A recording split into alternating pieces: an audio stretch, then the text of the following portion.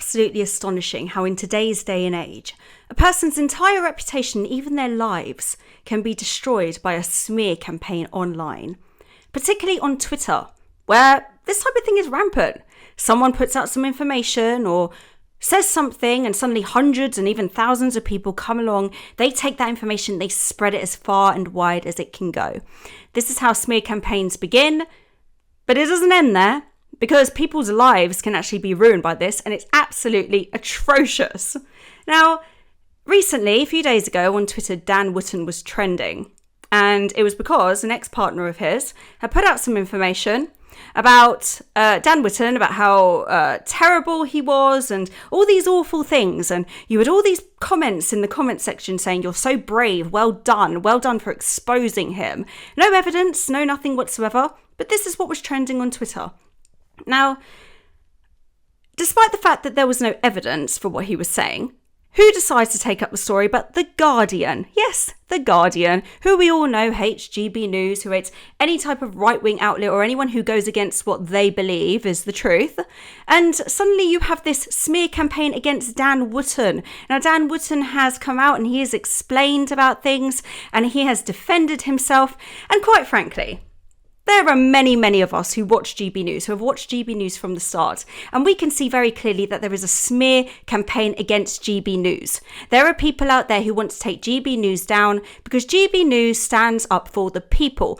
And yet we have seen this concerted effort against GB News to take the channel down, against their presenters, whether it's blacklisting Nigel Farage from banks, whether it's suspending GB News presenters' Twitter accounts, or whether it's smearing GB News presenters. We are now watching a very obvious attempt to take the channel down. Now, as I said, Dan Wootton has come out and he has spoken about this. And when you look at the way in which this smear campaign has evolved, you can see that there is a clear attempt to take him down. Now, when I saw this trending on Twitter a few days ago, and I saw the things that his ex-partner was saying, it became very clear that this was a jilted, bitter ex. Now, anyone who has struggled with a bitter ex in the past will know that a bitter ex will do everything they can to take someone down. And the fact that we're talking about a GB News presenter who expresses political views that a lot of people don't like, well, it actually makes me think to myself, how stupid do these people think we are? How stupid do they think the British public are? There are hundreds and thousands of people out there who watch GB News. The reason we watch it is because it's the only channel that is really representing the British people, the only channel that is representing the public. We have found ourselves without a voice for a long time, but we finally have a channel that is standing up for us. And we are being forced to watch this channel under attack over and over again. Its presenters under attack over and over again. And the establishment failed to recognise that the people are not falling for it. We are not falling for it. And I think what has happened to Dan Wootton is an absolute disgrace. I think to target someone because you don't like their political views, because you don't like what they have to say, is utterly disgraceful, and it is not in line with what we believe in as a country, which is that you have a right to say what you like, have freedom of speech without being under fire for it. But that is what is happening. Now, I also found it astonishing that right after the BBC found themselves at the centre of a scandal because one of their news presenters was being exposed for some deviant activity, suddenly we had the attention deflect to GB News. Now, a bit of a coincidence, isn't it? A bit of a handy distraction for the BBC to suddenly find GB News at the centre of a scandal. No, the British public aren't stupid.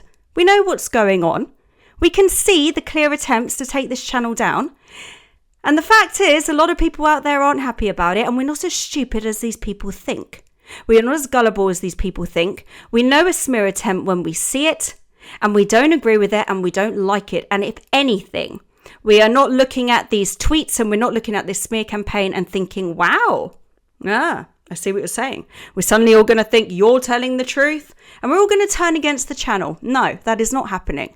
There are many viewers out there who can see what is happening, who don't appreciate the smear campaign.